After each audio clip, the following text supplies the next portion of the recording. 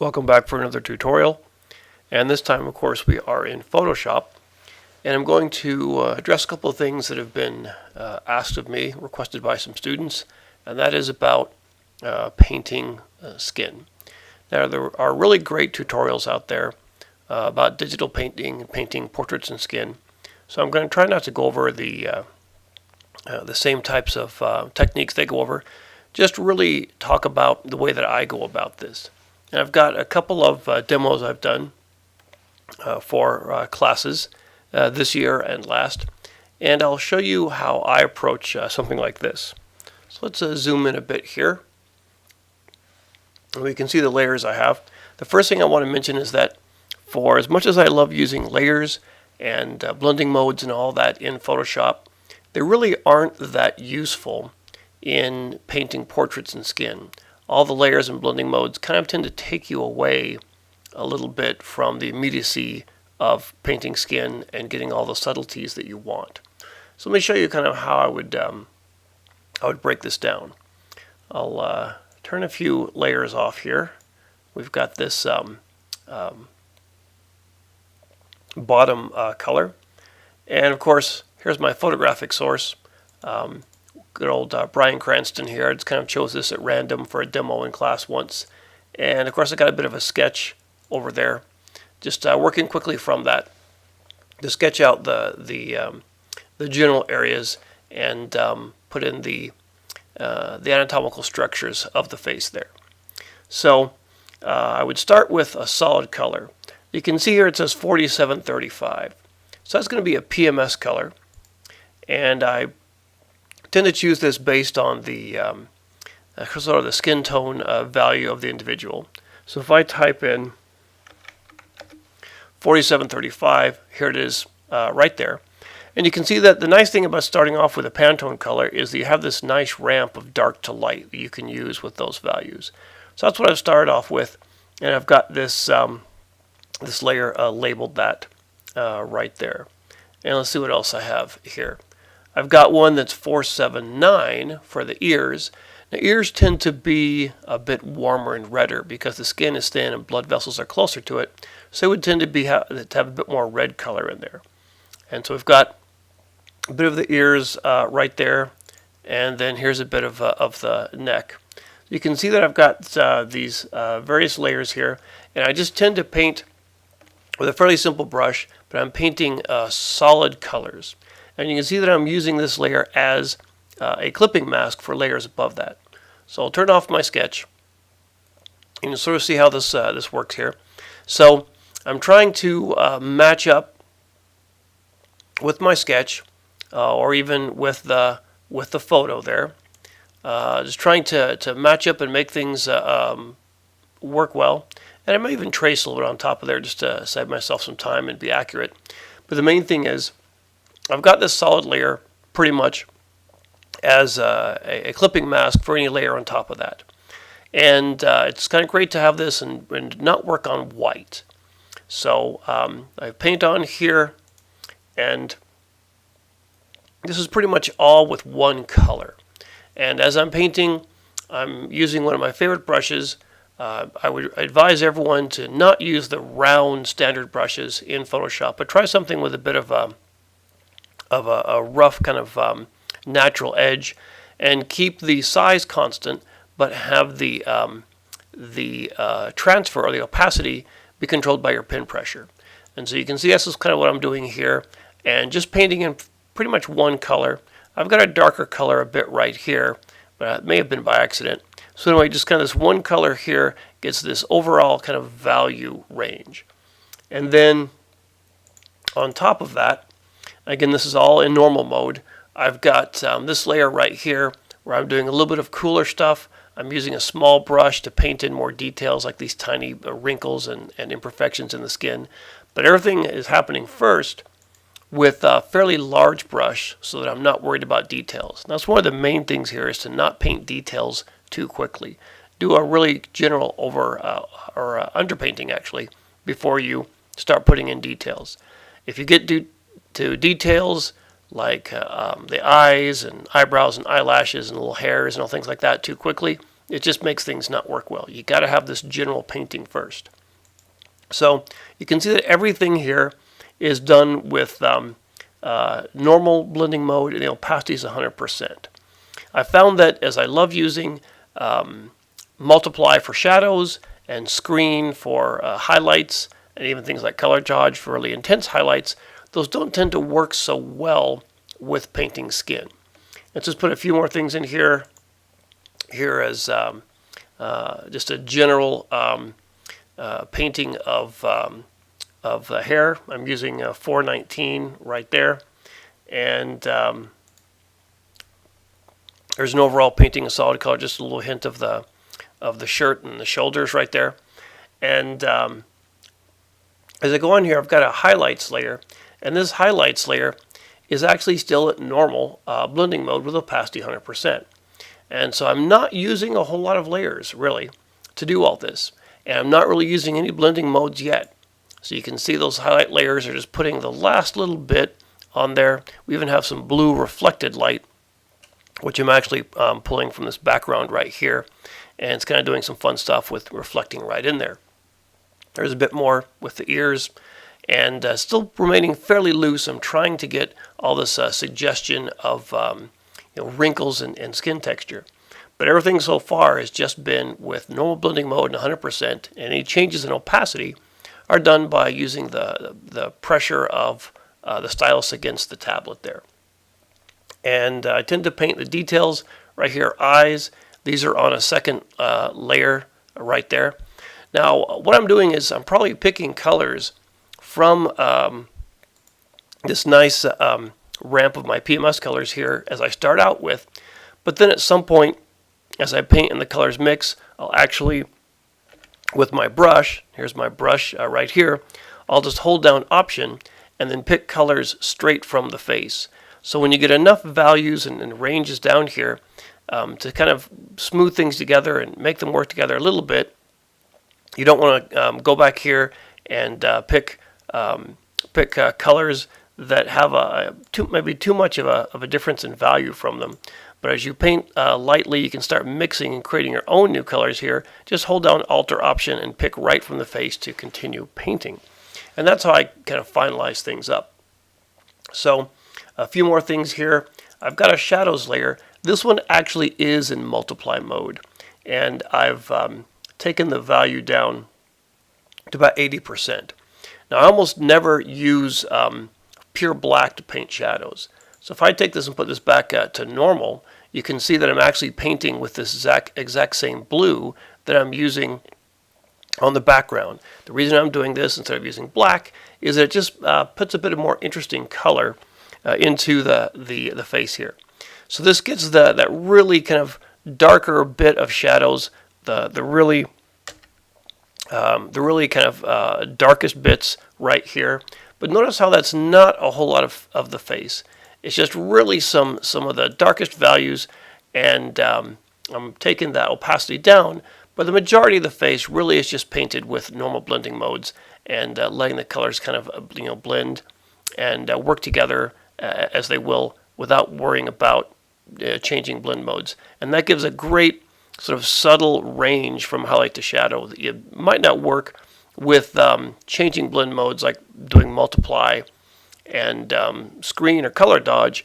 Those might be a bit too harsh and too much change. So a little bit of work with the hairs. You can see that the shadows there. I'm just darkening the hair. And one thing I want to say about painting hair, I have a lot of students that try and get in there with a really small brush, and they trying to paint individual hairs, and it's kind of amateurish. What you want is to really think of a big major changes in value and shapes. I'm painting with a fairly large brush, so I can't get in there and paint small hairs. Again, the brush size is constant, and I'm using the pen pressure to adjust the opacity. Now I've got a layer right here that is hairs, and that's where once I've got all this underpainting done, I'll go in and I'll put a few thin ones in there to kind of get that final bit, and put in a few kind of very light ones sort of right here, and also sort of paint those eyebrows in.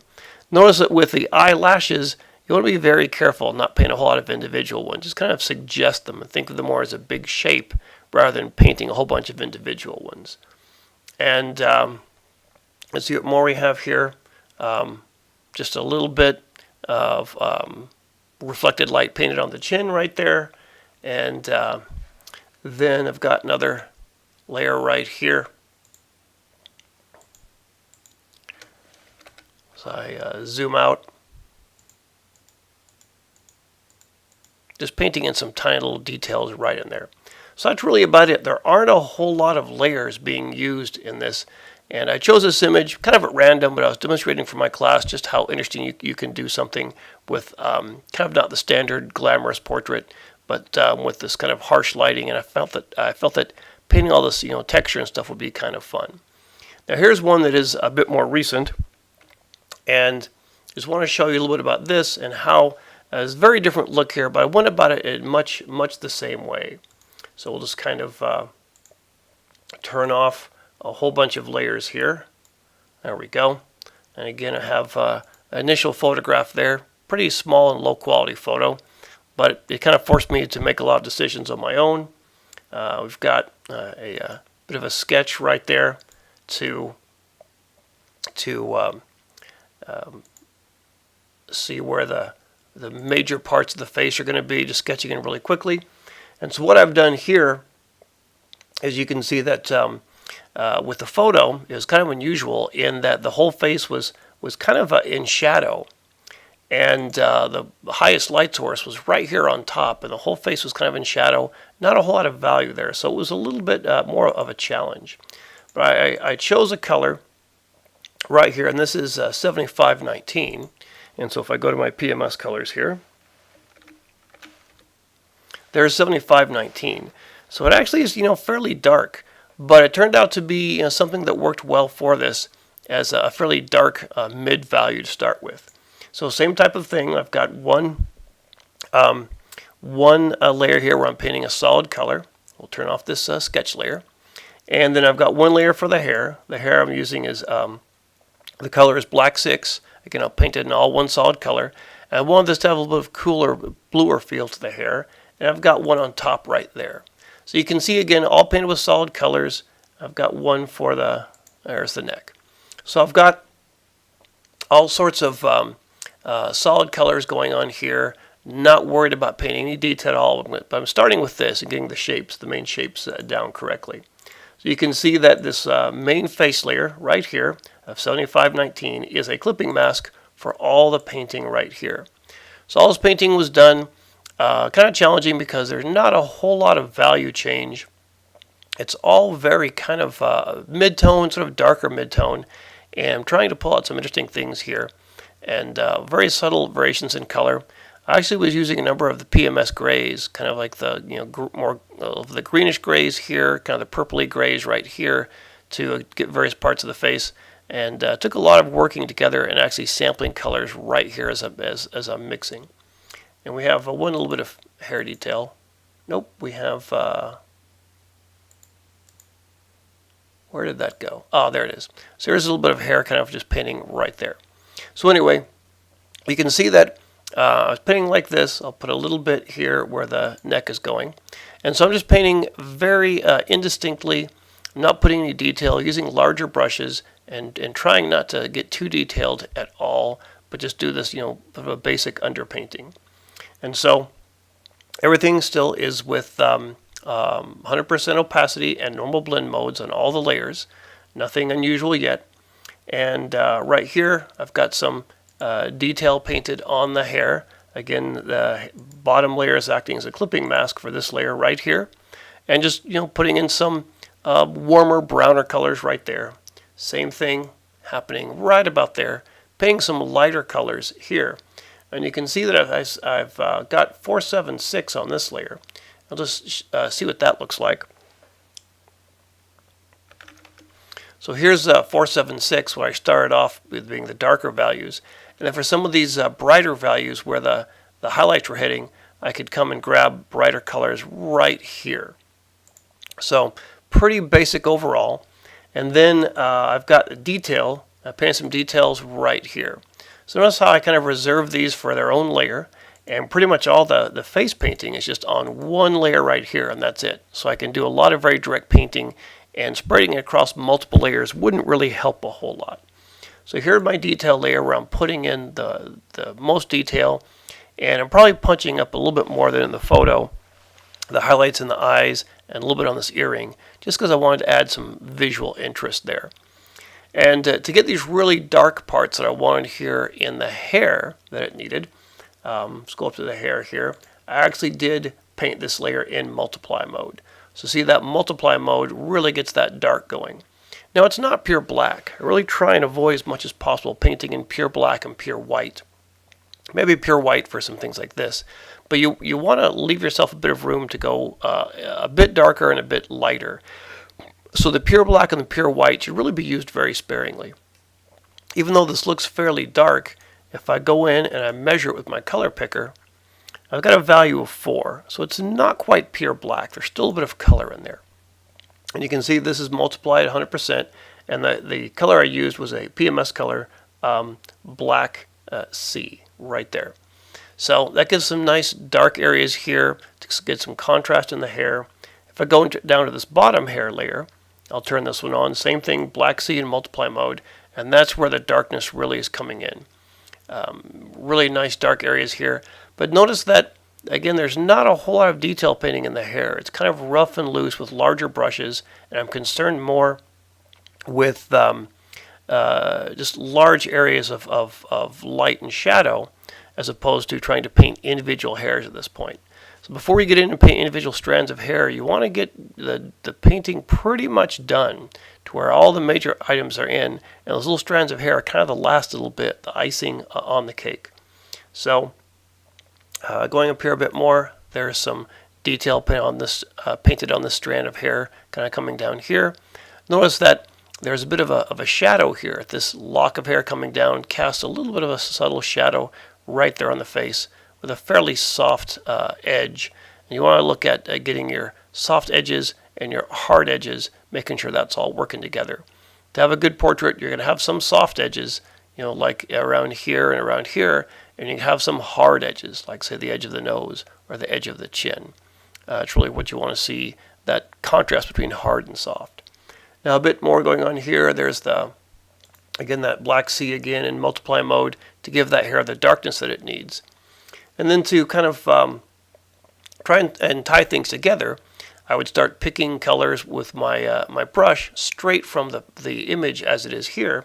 And I've got a hair detail layer there where I'm using a bit of a smaller brush and painting lightly and just trying to tie all those areas in together like that.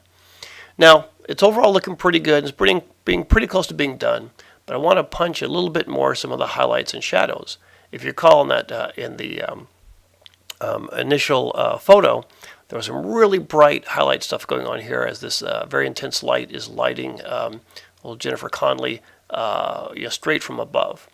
And so up here I've got a highlights area on the hair, and look how much contrast that gets in there.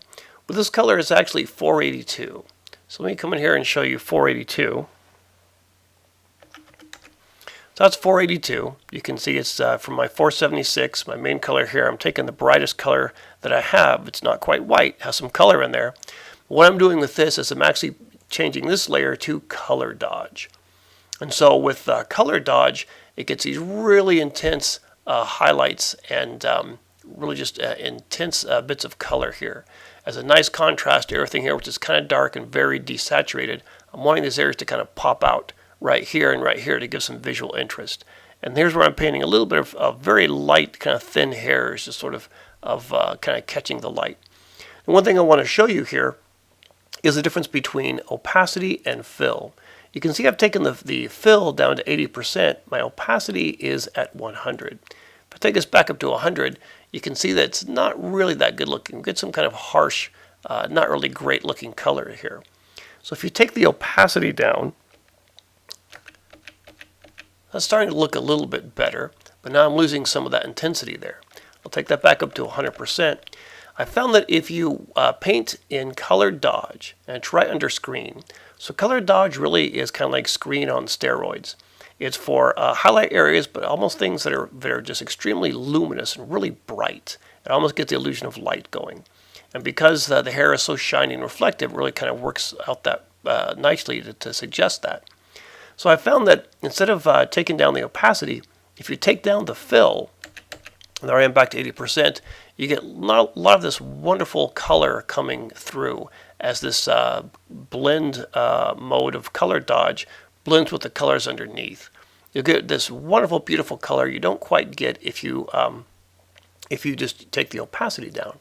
So I find I'm doing this a lot with the fill, and this really works as you have multiple layers of opacity on this layer, and again painted just with varying pin pressure. Then you get these wonderful, really nice areas of color where it blends nicely and makes new, exciting colors you probably couldn't do yourself. Now for the last little bit here, just to kind of add some sort of dreamy, interesting quality to this photo, I actually put a little bit of an outer glow on this.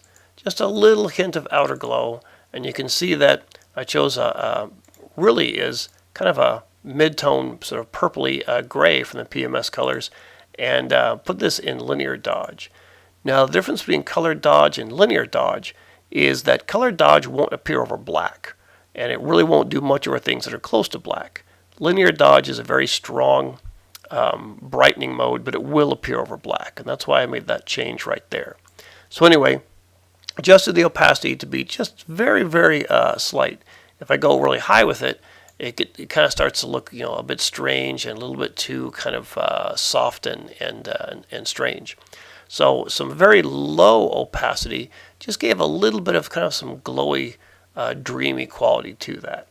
So just a little hint of an outer glow, and this is something where blend modes and layer effects don't really help a whole lot in painting portraits, but they can add a little bit of extra thing if you use them very sparingly.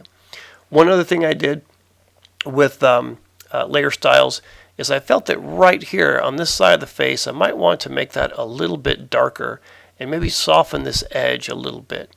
So I could try and paint that in, or I could put this on the bottom layer here of the face.